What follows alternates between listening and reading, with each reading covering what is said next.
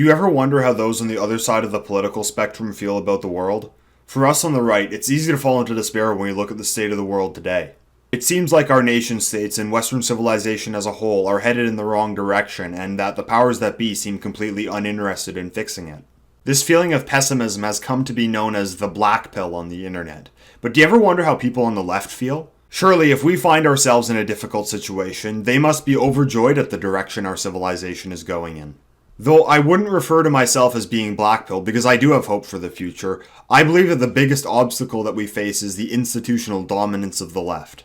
I've come to realize how little influence public opinion has on the directions that our leaders take our countries and how much influence powerful institutions have. And almost every powerful institution in the Western world is dominated by progressive globalism. The universities, the media, the tech industry, governments, NGOs, from our perspective, they all seem to be on the same side. The biggest challenge we face on the right is countering the progressive intelligentsia who hold the real power in society. And if there's one thing that I want, it's institutional power for the right. That there were people in power interested in preserving the greatness of Western civilization rather than tearing it down. But unfortunately, as it stands today, we do not have this.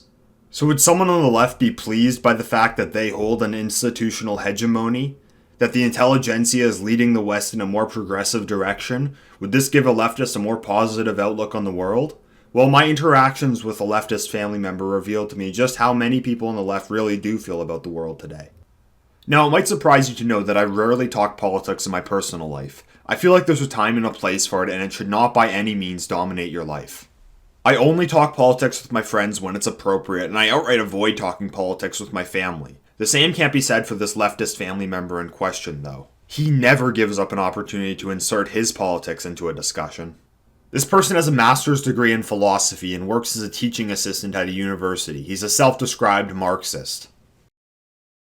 His talking points usually include how immoral the West and its capitalist system are, how Canada was built on colonial oppression, or how conservatives are literally Nazis. Now, this is just the standard sentiment coming out of the universities in Canada, nothing out of the ordinary that anyone who's attended them in the last 30 years wouldn't have encountered. This individual can't go 10 minutes without complaining about something. He'll constantly interrupt a non-political conversation to insert something about how horrible Canadians are and how guilty we should feel about everything. For example, when someone brought up Elon Musk, he felt it necessary to say how unfair CEOs are to the third world, or when discussing our family's history, he was sure to remind us how horrible our ancestors were for colonizing Canada. So you can tell just how enjoyable this person is to interact with. And from my perspective, I would imagine that someone whose beliefs are echoed by all the influential institutions in Canada, albeit to a less radical extent, would be very happy with the way that the country was going today. But this really isn't the case. This person seems more miserable than anyone of my political persuasion who see our country going in the absolute wrong direction. If he blames inequality on white racism, well, that's the conclusion that the intelligentsia has come to, and it's the basis of legislation. If he thinks Canada is stolen land and that we should be ashamed of our colonial past, well, we're being written out of our history while being demographically replaced. If he believes that gender is an outdated social construct, well, that very idea is being enacted in law and taught to the next generation of children through the education system.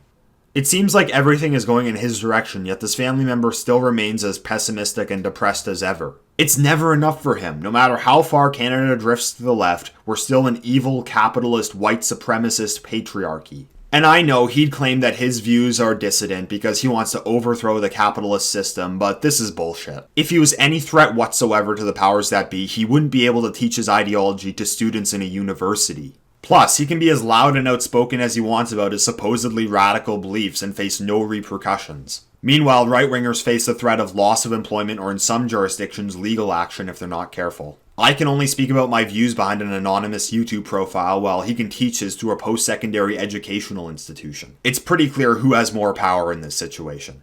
While progressives are firmly in control of the culture, for a long time I wondered why is it that they seem so spiteful, and I think that the answer lies within the very nature of leftism. It's that leftism is, at its root, destruction. It's the need to always find something wrong with society and tear it apart. And whether it's the liberal who wants to incrementally chip away at the foundations of Western civilization, or the Marxist who just wants it all to come crashing down, this need to constantly destroy never leaves one satisfied, because they'll always find something wrong with society and demand more progress, and by progress I mean more destruction. They'll never be satisfied because they'll never reach their end goal of an egalitarian utopia, and in the process, they're destroying the foundations which made the West great to begin with. Those on the right, on the other hand, seek to preserve and maintain the very foundations of Western civilization, and I know that there's a saying that, what have conservatives conserved lately? It's worth pointing out that for around a century now, our civilization has been tearing down a lot more than it's been preserving. But as someone of the right, I find I don't have the same urge to constantly find the flaw in things and tear them down. For example, it's common for people on the right to have a strong appreciation of a historical era.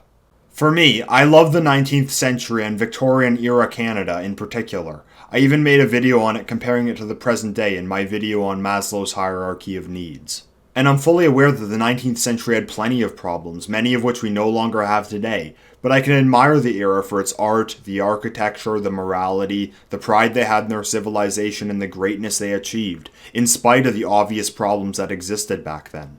I don't feel the need to look at all the horrible things from the 19th century, I appreciate it for the good. The same goes for the present day. Even though I believe Western civilization is headed in the wrong direction and I disdain the vision of the world being advanced by our elites, I can still find value in the things that globalism has yet to destroy.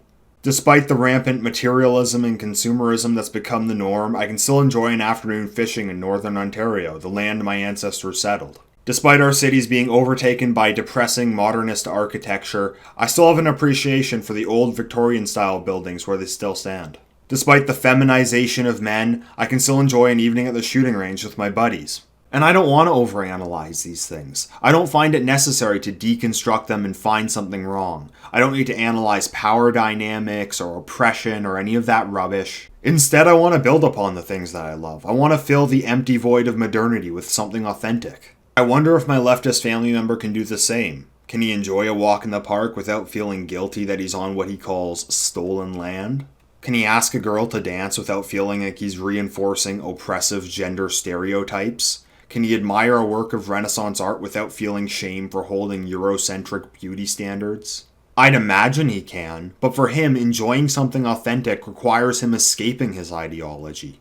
And I guess this is why this leftist family member is as miserable as he is. Despite the dominance of progressivism in almost every institution in Canada, it's never enough for him. He'll always find something wrong with it because there will always be inequality which his worldview dictates must be destroyed. And this truly is the inhuman nature of progressivism. It's the destruction of all truth, goodness, and beauty in the name of an egalitarian delusion that never comes true. And deep down, I don't think anyone wants this. The wealthy, upper-class white liberals who proclaim that diversity is our strength still live in homogenous communities where they feel like they belong. The self-proclaimed strong, independent feminists still end up chasing after dominant masculine men. The socialist college students, fully versed in the systems of oppression brought about by white supremacy, still travel to see historic European cities like Vienna, Budapest, or Athens. I'm sure many of these people are only leftists because that's all they've been fed their entire lives. And despite them buying into the institutionally backed progressive globalism sold to them by the intelligentsia, in many of them there still is a yearning for a more conservative way of life. Maybe our goal of bringing that about might be easier than we think. For many, they might just need to be offered that as an alternative. These are my personal observations, but there might actually be more evidence to back this up than I originally realized. There have been numerous studies across several different countries that suggest that conservatives on average are happier than liberals. And many of these studies have suggested that it's left-wing oriented people's fixation on inequality that is causing them to be unhappy. And this is despite the dominant position that progressives hold over the culture. It seems to follow the pattern that I recognized between my family member and myself. I'll link a few of these studies down below. I'll also include a video that Steve Turley did on this phenomenon. So what did I learn from this leftist family member? First of all, no matter how down we feel, we can assure ourselves that there's people on the left that feel even worse, and that's with all the institutions on their side. Secondly, deconstructing everything and finding something wrong with it will never leave you satisfied. And that goes for us too. Don't look for the flaws in everything and tear it apart. There still is truth, goodness, and beauty out there. Don't overanalyze it. Appreciate it for what it is. And I have to imagine that for many leftists, if they could just let go of the soul-crushing demoralization of egalitarianism, they too could appreciate something human.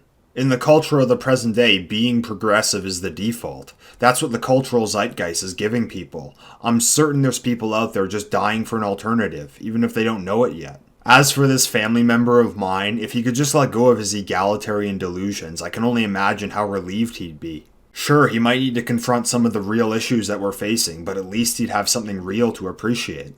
Despite the situation, I have something to appreciate, and I don't need to justify that. If the goal is to save the greatness of Western civilization from the soul-crushing weight of globalism, we shouldn't need to justify what we value. Value it for what it is. That's all the reason you need.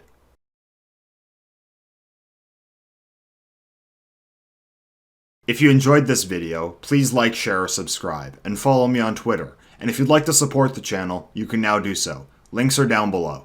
Thank you for listening. Till next time, endeavor.